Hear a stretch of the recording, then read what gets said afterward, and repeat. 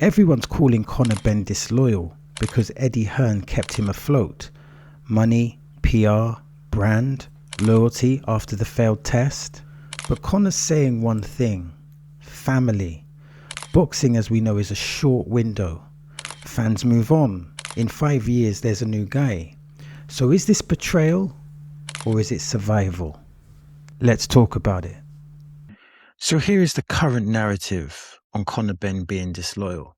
I'm going to summarize it in 5 points. Number one, he was loaned £100,000, or in some cases £300,000, to keep him afloat.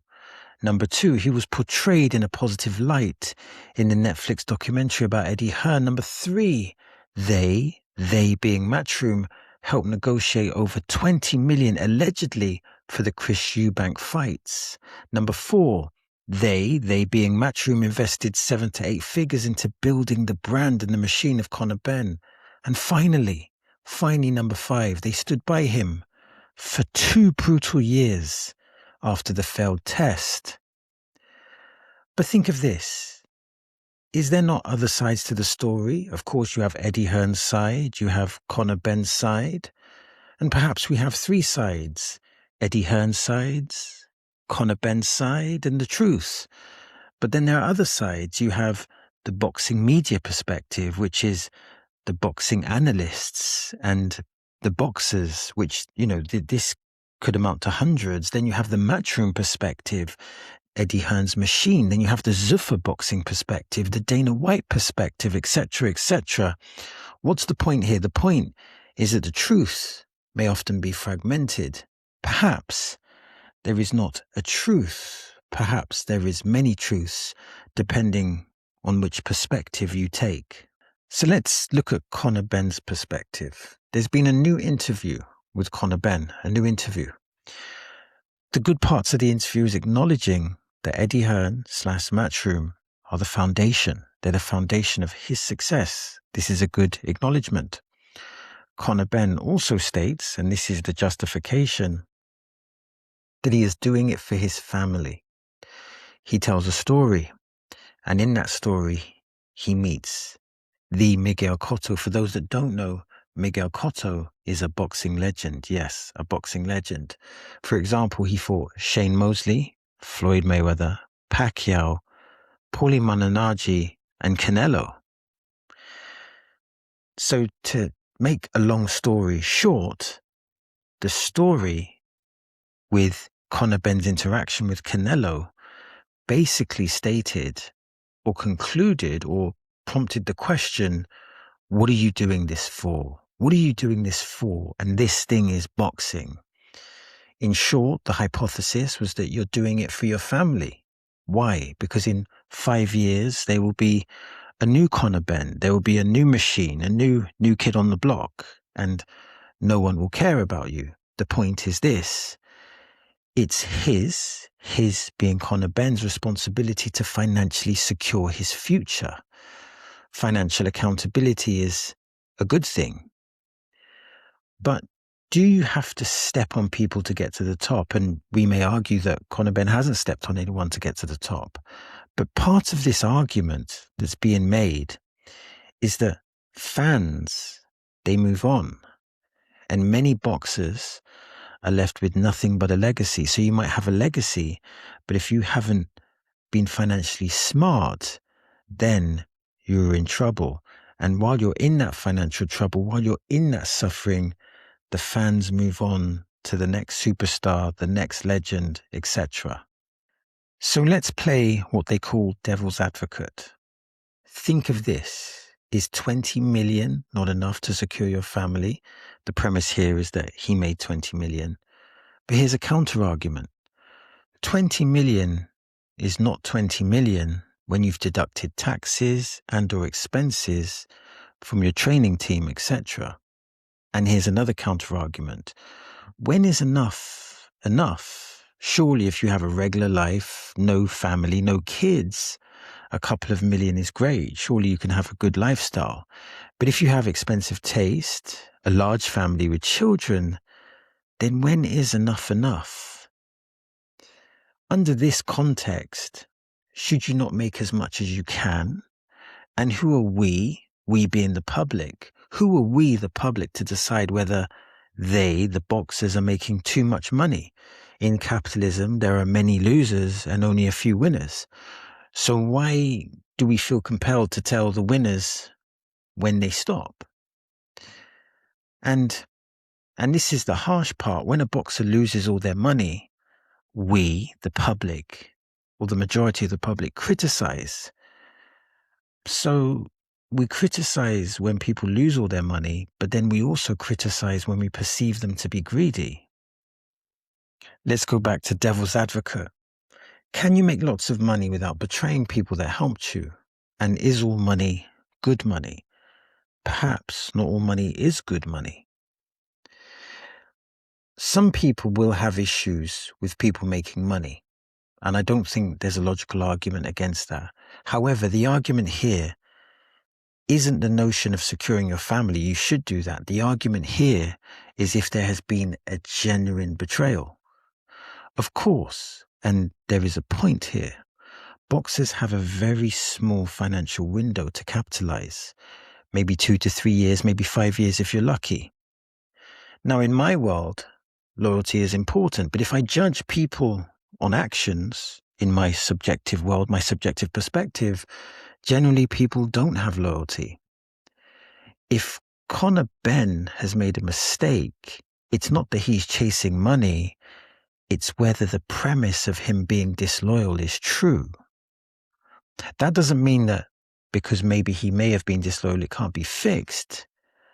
But the point is, it's not a crime to go with the highest bidder. In capitalism, that makes a lot of sense. But it feels wrong to go with the enemy and not take the phone call. Context.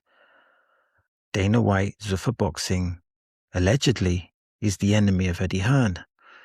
Allegedly, Eddie Hearn asked for the phone call. Allegedly, Conor Benn turned it down. So it's the process that's problematic. The process that's the problem, not necessarily the outcome. And let's not forget, there may be some context here that we are missing. Maybe there's a piece to the puzzle that is behind closed doors. So here is a favorable perspective. Here is a favorable perspective for Conor Benn. So let's say in this favorable perspective, Conor Benn has admiration and respect for Eddie Hearn. So he has admiration and respect, but he just went with the highest bidder because, after all, this is entertainment, and entertainment has a relationship with capitalism. Simply the highest bidder. And in this context, in this situation, from this perspective, that's why Conor Benn is in interviews singing Eddie Hearn's praises and acknowledging the machine, acknowledging the Matchroom machine and acknowledging the influence. So that's the favorable perspective. Here's the cynical perspective. Conor Benn is doing some damage control. He is feeling the backlash from the public, and there is a backlash. If you look at the YouTube comments, you can see that there are A, lots of comments, and B, they are predominantly negative, and C, they're questioning the character. So he is doing some much needed PR. The truth of the matter is, and again, who knows what the truth is, only Conor Benn knows in his heart whether the favorable perspective or the cynical perspective is true, or perhaps it's a combination of both. And it's hard when you're doing business, but then business becomes personal in a very negative way. And it's hard when you feel that you've contributed to transforming someone's life economically, but then you feel betrayed. That is a horrible feeling. Think of this. I understand the Miguel Cotto story. Well, I think I understand it. And there may be some truth, some strong truth there. Maybe fans can be fickle. Maybe they can change sides. Personally, I would say that there's different types of fans. You know, human beings are different. Some fans are loyal fans. Some fans are disloyal.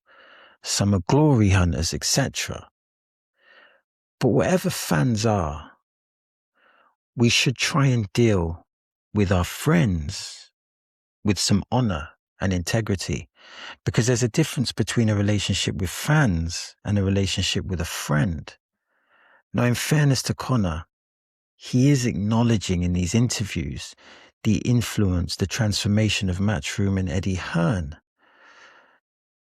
And we don't know his intentions. We don't know if he's doing it just for PR or if it's coming from a very sincere place. He states, and I believe he did call Eddie Hearn a friend. And he also states that he wants Eddie Hearn to be part of the journey. Maybe there has been discussions behind the scenes, and maybe and hopefully the healing has already begun if the wounds are real. Perhaps we should not condemn Conor Benn so quickly. We are all fallible, we all make mistakes, but perhaps we should encourage him to reflect and grow. And perhaps we should consider, or perhaps he should consider, making that personal phone call. When you side, when there's a conflict between two people and one of them is your friend, and you side with the enemy, that, from this perspective, looks like betrayal. Maybe from his perspective is different. Maybe he has insider information. I don't know. Of course, there may be some context and finer details. But if we just take the narrative bias for a second, if you do your friend wrong, you can always apologize, and you can always give them a call, and you can always give them an explanation. And you might have to accept that that may be not enough. And Conor is right about one thing. Family is first. I think we can all agree with that. And money, let's face it, in a capitalism society, money in a capitalism society is essential, absolutely essential for survival. But think of this, and this is an important lesson. Maybe not all money is good money. So that's the end of the video. Now I'm trying to build a digital boxing community. So that means I'm interested in your comments, I'm interested in your questions, and I'm interested in your observations. Now, if you want to support the channel, all you have to do is simply like and subscribe. And if you want to watch more content like this, click here or click here. As always, thanks for your time. It is much appreciated. Peace.